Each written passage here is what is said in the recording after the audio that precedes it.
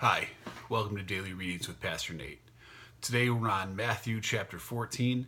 If you haven't already read it, please grab your favorite Bible, pause this video, and read it now. As always, I'll include a link in the description if you'd like to read it online, so please do that now. All right, chapter 14 begins talking about John the Baptist, and specifically about John's execution. He had been speaking out publicly against Herod's marriage to his brother's wife, and obviously that wasn't a very popular decision, so he was arrested, and Herod wanted to kill him but was afraid to.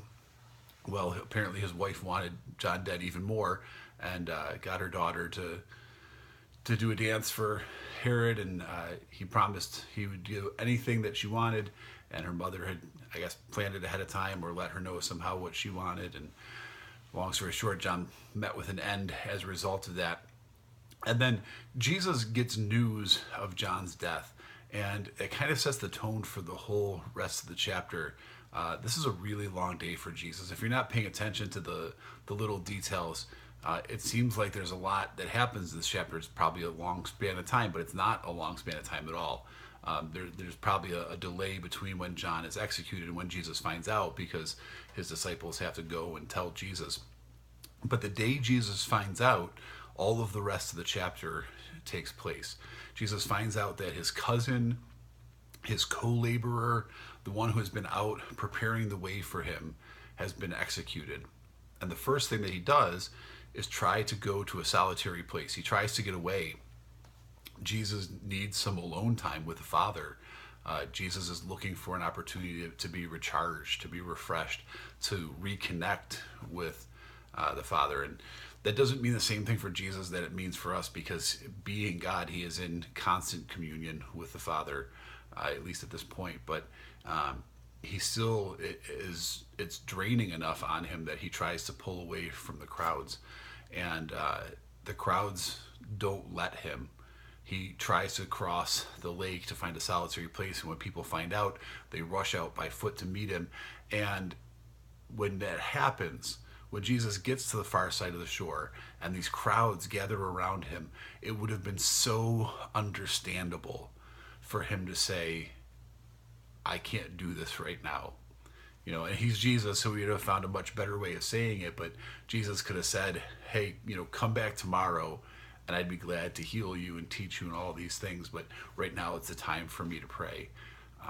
But again, he's moved by his compassion. He sees these crowds who are desperate to hear from him, or they might not realize their desperation, but he sees these crowds who are in such dire need of what he has to offer. And his compassion moves him in spite of his own weariness, in spite of his own need for some alone time, or at least his own desire for some alone time. His compassion motivates him, and he stays and he teaches and he does all these things. And then as evening draws near, his disciples recognize, hey, there's no food. What are we going to do with all these people? And again, it would have been so easy for Jesus to say, okay, send them away. I'm finally going to go have some quiet time. But he doesn't. He stays and he continues to meet their needs. And we have this miracle where he feeds 5,000. It actually says 5,000 men besides women and children. So, 10, 12, 15,000 people. Wouldn't be unreasonable to think that was the crowd was that large. He stays and continues to meet their needs. And then after everybody's ate, finally he sends his disciples out in the boat and he dismisses the crowds, and then he's able to finally sit down and have this moment of quiet with the Father that he's been desiring all day. And then there's some more action after that. But I think we need to look at how Jesus reacts in this situation, what he does in response to his need or his desire for alone time with the Father. One, he doesn't forget about it in the midst of his busyness. And sometimes we get so busy that we just decide, you know what, today's not the day, I'll do it another day. But that's not what Jesus does. He continues to keep in mind, I'm going to connect. I'm going to find this quiet solitude that I need, and I'm going to connect with the Father in it. So we shouldn't dismiss that either. When we have that need, when we experience that need, we shouldn't just push it away. We shouldn't just forget about it. We should keep looking, even if the opportunity doesn't arise right away. We should keep looking for that opportunity.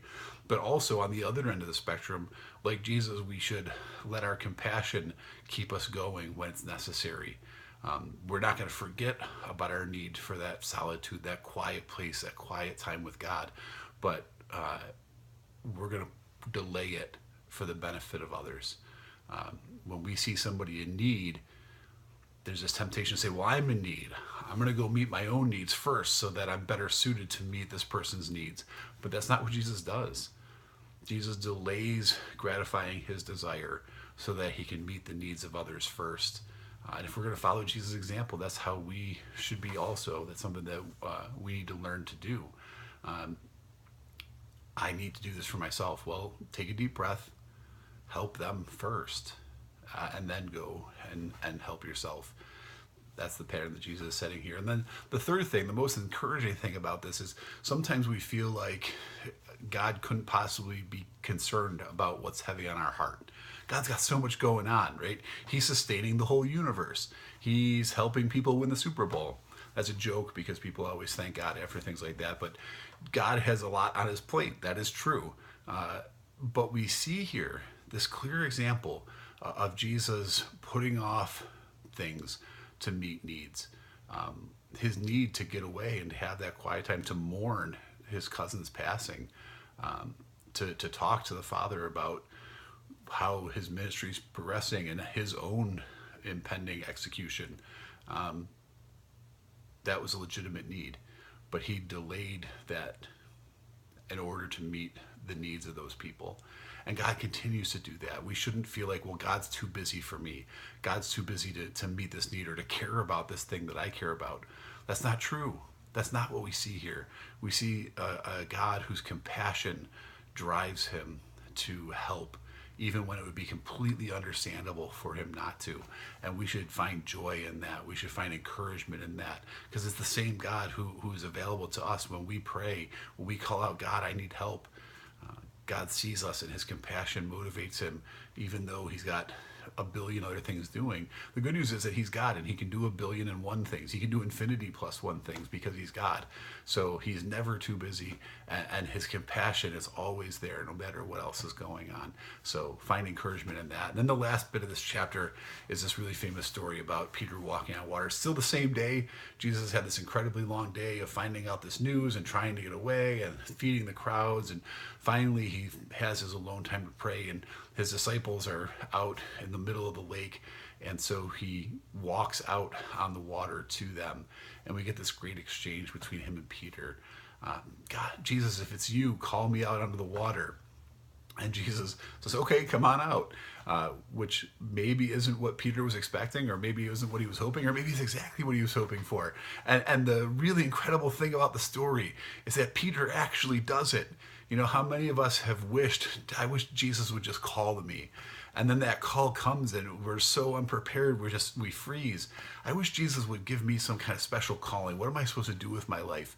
And then we get this insane, like, go and start this ministry, move to Africa and be a doctor in Africa. You know, these things that sound crazy. And we have to make a decision. Am I actually willing to answer? I wanted this call, and now that it's here, am I willing to actually answer it? Am I willing to actually follow through with it? Or is it too much? Is it too big? And I know people who have gone both ways. You know, I have friends who are literally living in Africa as doctors now. And I have other friends who heard the call and decided that they weren't really ready for it. And so they walked away. But that's something that we have to decide. Am I going to be Peter? Am I going to step out of this boat onto the water? Am I going to answer this call in faith? Or am I going to chicken out? And really it comes down to, do I trust? Do I trust Jesus enough to step out onto the water? And Peter did. He steps out onto the water and he walks over to Jesus. And we forget about that sometimes. You know, when you see the drawings as a kid or even as an adult, you see these paintings and it's always got Peter there right next to the boat. But that's not what it says. Peter walked across the water out to Jesus. And as he gets farther and farther away from the boat, and as the wind kicks up and the fear kicks in, he starts to sink. And it says Jesus reached out his hand and grabbed him. And it doesn't say that Jesus moved, and maybe he did, and it's just not in the story, but Peter may have been really all the way to Jesus before he started sinking.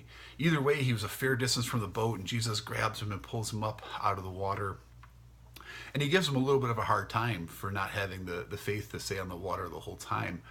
But just think about how incredible this is. Like, did Peter really pull this off? Not entirely, but even only partially succeeding, Peter actually walked on water. Like, Peter experiences this incredible miracle because he answered the call in faith. Did he make it all the way? No. He failed, at least to some extent, but even in the midst of that failure, he got to walk on water. And you know what? When Jesus pulled him up out of the water, they weren't magically back at the boat. They were still a fair distance from the boat, and they walked back to the boat, hand in hand. Can you imagine that? Walking hand in hand across the surface of the water with Jesus. Peter got to experience that because he had stepped out in faith, because he had faithfully answered the call that God put on his life. And this is a challenge and an encouragement all rolled up into one, right? If we're willing to listen, God will call us to do things that are frightening, that seem insane, that seem way too big for us. But if we answer in faith, if we step out of the boat, we get to experience God working in a way that we literally cannot experience from the inside of the boat. All of the other disciples got to see a miracle that day, but only Peter got to live the miracle. Peter was the one who Jesus took by the hand and lifted up out of the water. Jesus literally dragged him up out of a life-threatening situation because he was responding in faith to what Jesus had asked him to do. And that's big, that's hard. Jesus does make big claims that are hard for us to follow through with. But when we do, we get to see him, not just see him, we get to experience him working in a way that other people miss out on. And even when things start to fall apart, even if we fail in part, we still get to see God working in an amazing way. And sometimes, just sometimes, we get to walk hand in hand with Jesus back to the boat. We get to experience an intimacy, a fellowship with him that we otherwise would have missed out on completely. The other disciples saw the miracle from the safety of the boat, but they didn't get to walk hand in hand with Jesus across the surface of the water. That was a special moment of intense fellowship between Peter and the Lord that he got to experience because he answered in faith when Jesus called. That is available to us. Open your ears, be ready to hear God's call, and be ready to answer when it comes, because we will never experience fellowship with Christ the way that we do when we're answering in faith. We ask Jesus, come and meet with me, when really the intense moments of fellowship are when we go and meet with him, when we step out into the difficult situations to put ourselves where Jesus is. Then we get to see him work. Then we get to experience him work. Then we get to connect with him in a special way. Ask Jesus, where are you calling me? And be ready to answer. And you won't regret it. Well, you know what? You might regret it. It's going to be hard. Jesus will absolutely call you to places that you don't want to go. But if you answer that call, you will receive fellowship with him like nothing else. You'll get to see him work. You'll get to experience that work in your life and in the lives of the people around you. And that's worth it. That's all I got. Have a good day. And I'll see you tomorrow for Matthew chapter 15.